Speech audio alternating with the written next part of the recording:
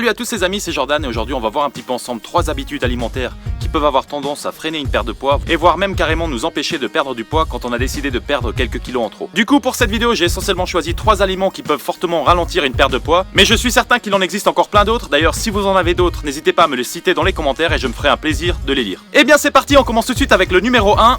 Manger trop de fruits. Bon alors là je sais, on est tous d'accord pour dire que les fruits c'est excellent. En plus de ça c'est très riche en nutriments tels que les minéraux et les vitamines. Et surtout c'est super facile à emporter partout avec soi. Mais dans un objectif de perte de poids, étant donné que les fruits ça reste tout de même du sucre et que certains fruits sont d'ailleurs assez caloriques, on sait d'ailleurs que pour maigrir, la meilleure façon ça va être de diminuer sa quantité de sucre absorbé chaque jour. Et quand je parle de sucre, je ne veux pas essentiellement parler de sucre blanc que l'on retrouve dans les bonbons, dans les sodas ou toute autre sucrerie. Bien que ce genre de sucre, pour notre santé c'est le pire poison qui puisse exister. Il ne faut pas oublier que les aliments tels que les pâtes, le pain ou le riz, contiennent énormément de glucides et que les glucides, c'est du sucre aussi. Donc si on revient aux fruits, c'est évident que le sucre contenu dans les fruits est naturel et du coup bien meilleur pour la santé. Et je le répète, contrairement au sucre blanc contenu dans la plupart des produits industriels, les fruits eux nous apportent plein de bonnes choses. Mais attention car les fruits ont beau être sains et naturels, quand on cherche à perdre du poids, manger trop de fruits est contre-productif étant donné que le sucre présent dans les fruits sera stocké sous forme de graisse. Encore une fois, on parle bien d'une forte consommation de fruits. Car si vous en mangez chaque jour en quantité raisonnable, logiquement ça ne devrait causer aucun souci. Pour ma part, quand on cherche à perdre du poids, je conseillerais plutôt de remplacer les fruits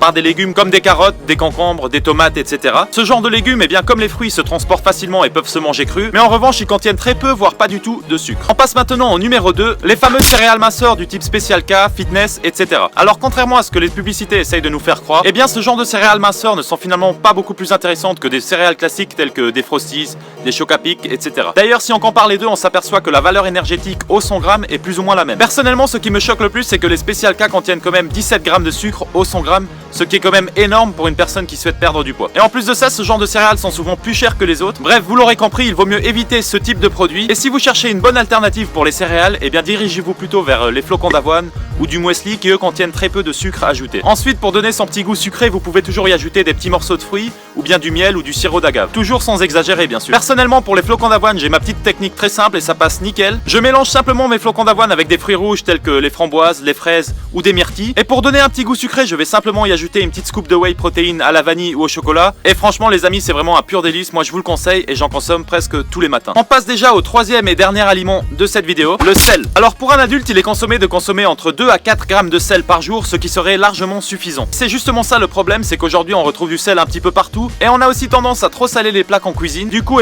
comme souvent on se retrouve très rapidement au-dessus de nos besoins. Il paraît qu'aujourd'hui notre consommation de sel se situerait plutôt entre 8 et 12 grammes par jour, ce qui fait tout de même plus du double de la dose journalière recommandée. Bon, tout d'abord, contrairement à ce qu'on peut croire, le sel ne fait pas grossir, mais attention, il ne fait pas maigrir pour autant. En fait, le sel n'a aucune valeur énergétique, du coup il ne nous fait pas prendre 1 gramme, mais en revanche il a tendance à faire gonfler les personnes sujettes à la rétention d'eau. Lorsqu'on a une alimentation trop riche en sel, l'eau s'accumule dans nos tissus. En fait, pour faire simple, nos tissus seront fortement concentrés en sel. Le sel va attirer l'eau et la retenir, et du coup ça empêche son élimination. Et c'est là que notre corps se met à gonfler et qu'on a l'impression d'avoir pris du poids. Aujourd'hui, on a surtout tendance à utiliser le sel pour relever le goût des aliments. Malheureusement, en rendant le goût des aliments bien meilleur avec le sel, ça peut pousser à la gourmandise et du coup à la prise de poids. Du coup, attention avec le sel quand même. Le mieux serait de remplacer le sel par des épices telles que le curry, le paprika, le piment et j'en passe. Les épices donnent elles aussi un excellent goût et en plus de ça, elles ont un tas de bienfaits pour la santé. Et du coup, on fait d'une pierre deux coups. Et ça fait beaucoup de coups, je vous l'accorde. Pour ma part, j'ai pris l'habitude de bien saisonner mes plats en variant les épices. Et je dois bien avouer qu'avec certaines épices, on peut retrouver de bien meilleures saveurs que celles du sel. Celles du sel ? Bref les amis, c'est déjà la fin de cette vidéo, j'espère vraiment qu'elle vous a plu. Si c'est le cas, n'hésitez pas à mettre un petit pouce bleu, ça me fait toujours énormément plaisir. Vous pouvez aussi vous abonner et me suivre sur les réseaux sociaux pour ne pas rater les prochaines vidéos. Moi en tout cas, je vous dis à la prochaine et surtout n'oubliez pas qu'il n'est jamais trop tard pour changer. Bye. So many times I don't know which way to go. Seem like all my life I've been surrounded by lazy folks who just live their life no different from the day before. It was the same old song, so I turned off the radio.